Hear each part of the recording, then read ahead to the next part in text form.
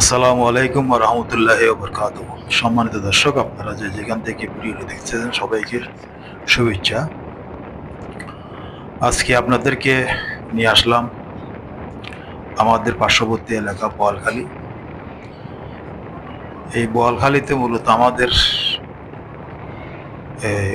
অনেকবার আসা যাওয়া করতে হয়। এখানে আমাদের আত্মীয় স্বজন আছে, সেক্ষেত্রে যাইতে হয়। অনেক সময় এখানে অনেক কর্মকাণ্ড আসতে হয়।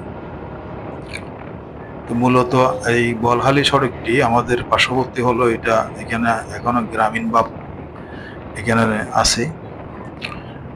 আপনি যদি এখানে আসেন তাহলে গ্রামের যে ফিল্ড, সেই ফিল্ড এখানে পাবেন।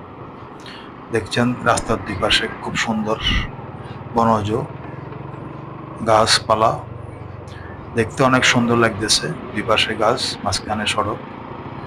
এটা মূলত কক্সবাজার যাওয়ার একমাত্র রাস্তা ছিল। এখন নতুন ব্রিজের ওইদিকে একটি বাইপাস সড়ক হয়েছে। আমাদের পূর্বপুরুষরা এই রাস্তা ব্যবহার করে কক্সবাজার টেকনাফ আসা যাওয়া করতেন। আমরাও আমাদের শর্টকাটের জন্য আমরা এই রাস্তাটি অনেকবার ব্যবহার করি, কারণ আমরা মহড়া এলাকার মানুষ। আমরা এখানে এই রাস্তাটি অনেকবার ব্যবহার করতে হয়, এদিক দিয়ে আসা যাওয়া লাগে। যে কারণে আজকের এই ভিডিওটি সেটা হলো, আপনারা সকলেই জানেন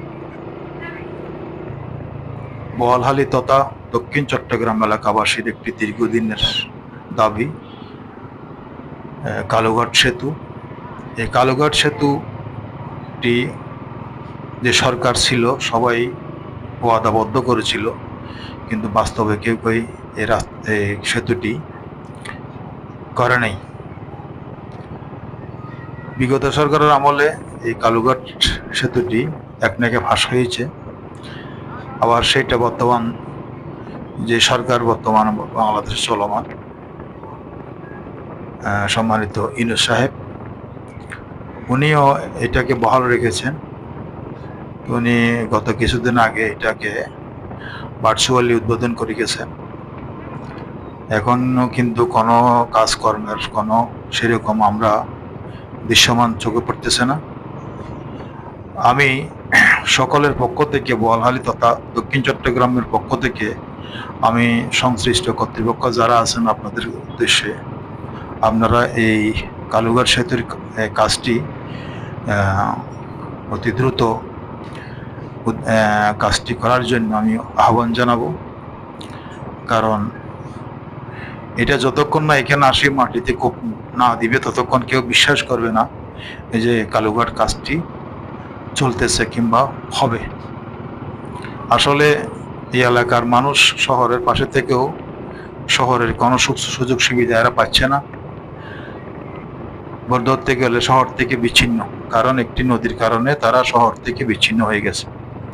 এই সেতুটি যদি হয়ে যায়, ইনশাআল্লাহ এই বোয়ালখালীবাসী ওনারা শহরের সাথে সংযুক্ত হয়ে যাবে। তার সাথে সাথে আমরাও তাদের সাথে আমরাও খুশি হব, কারণ আমাদের এখানে বোয়ালখালীতে অনেক আত্মীয় স্বজন আছে।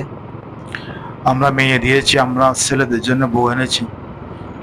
সুতরাং আমাদের একটি আত্মীয়তা বন্ধন এই বোয়ালখালী মানুষের সাথে। সেই সুবাদে আমরাও চাবো এই সেতুটি যেন দ্রুত বাস্তবায়ন হয়। আপনাদের সবাইকে ধন্যবাদ জানিয়ে আমি আপনাদের কাছ থেকে বিদায় নিচ্ছি।